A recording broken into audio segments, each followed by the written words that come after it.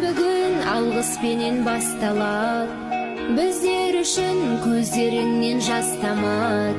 Қиындықтың бәрі артта қалды енді, ол қыздарың өсіп қалды қос қанат. Менің анам, мен әркез жақтаған, менің анам, мен өзіңмен мақтанам.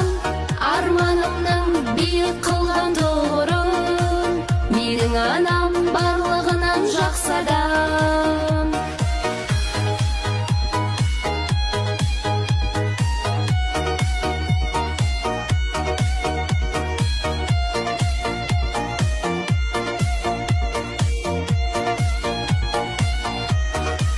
Бұл өмірде жақсылықтар болсын тек, тілеймін шын бақыт құсы қонсын деп.